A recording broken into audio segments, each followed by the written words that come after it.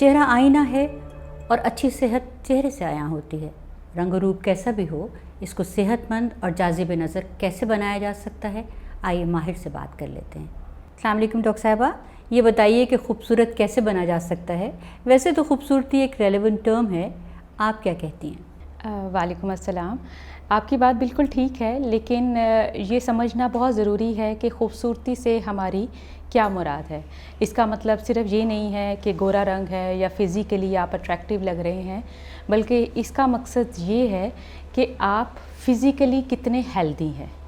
और उसके लिए अगर आप फ़िज़िकली हेल्दी हैं तो आपकी स्किन भी ग्लो कर रही होगी, आप बीमारियों से भी बचे होंगे, आप उसके साथ हेल्दी जो है वो मूवमेंट भी कर रहे होंगे, आपका लाइफस्टाइल भी बेहतर होगा। डॉक्टर साहब ये बताइए कि जल्द को तरोताज़ा रखने के लिए क्या करना चाहिए? सबसे पहले जो चेहरे की शादाबगी का राज है, वो सबसे पहला असूल जो है वो है हाइड्रेशन, हाइड्रेशन एंड हाइड्रेशन।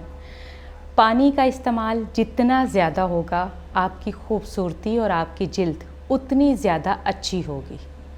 और जब हम दूसरी बात करते हैं हाइड्रेशन के बाद, दूसरे नंबर पे आ जाता है आपका हेल्दी ईटिंग स्टाइल, जिसमें आप अच्छा खा रहे हैं तो वो अल्टीमेटली आपके चेहरे पे रिफ्लेक्ट होता है। ये बताइए कि बलूगत की उम्र में जो कील महासे हो जाते हैं बच्चों में, उससे बचने के लिए क्या करना चाहिए? जहाँ तक टीन एज के प्रॉब्लम्स का ताल्लुक है, स्पेशली पिंपल्स, तो उसमें भी हेल्दी ईटिंग का बहुत अहम किरदार है।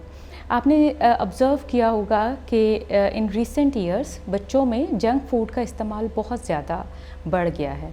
अब जंक फूड का जो नुकसान है उसमें ये होता है कि एक तो आप एनर्जी डेंस फूड ले रहे हैं जिसमें कैलोरीज़ का इंटेक बहुत ज़्यादा है, और उसका दूसरा नुकसान ये है कि आप अनहेल्दी फ़ैट का इंटेक बहुत ज़्यादा ले रहे हैं, जो कि अल्टीमेटली आपके सारी ओबेसिटी की तरफ भी लेके जाता है, आपको डिजीज़ की तरफ भी लेके जाता है, और अल्टीमेटली आपकी स्किन पे भी उसके बैड इफ़ेक्ट्स आते हैं, और ultimately it's lead to the pimples और कील महासे जिसको आप कह सकते हैं। अगर आप सादा ज़बान में कहें तो अनहेल्दी डाइट में क्या चीज़ आती है? अनहेल्दी डाइट में जब हम बात करेंगे तो बहुत ज़्यादा अनहेल्दी फ़ैट का इंटेक, जिसमें बर्गर्स, पिज़्ज़ा, जिसमें ज़्यादातर जो है वो एनर्जी डेंस फूड है और न्यूट्रिशनस वैल्यू जो है वो बहुत कम है।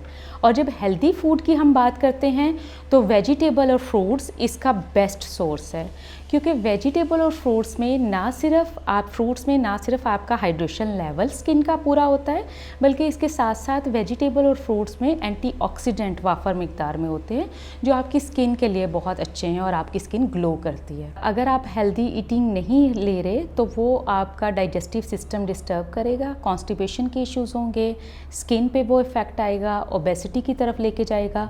तो डाइजेस्टिव प्रॉब्लम्स जो हैं is very much related to the your eating pattern. आप खुराक को कैसे कैटेगराइज करेंगे डिफरेंट उम्र के लोगों के लिए?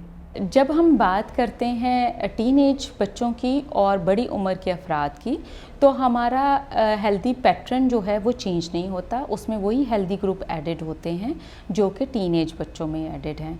लेकिन टीनेज बच्चों में क्योंकि वो ग्रो कर रहे होते हैं और उनको डाइट की ज़रूरत होती है इस वक्त, तो उनका पोर्शन साइज़ जो है वो डिफरेंट होता है और बड़ी उम्र के अफराद का पोर्शन साइज़ डिफरेंट होता है।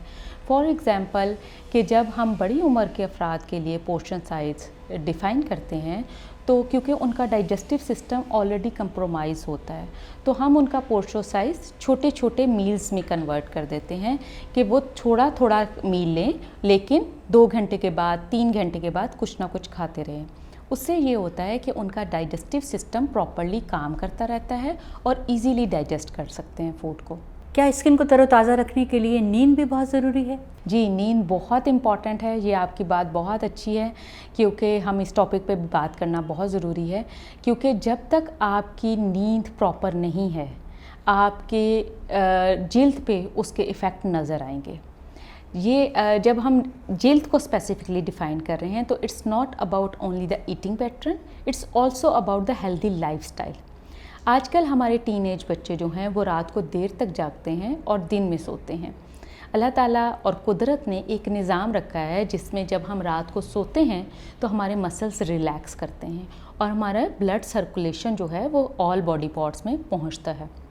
लेकिन जब यही स्लीपिंग पैटर्न डिस्टर्ब होता है तो उसके इफ़ेक्ट जिल्द पे भी नज़र आते हैं, आपकी आइज़ के नीचे हल्के पड़ जाते हैं और आपकी स्किन जो है वो डल और बिल्कुल डम सी नज़र आती है।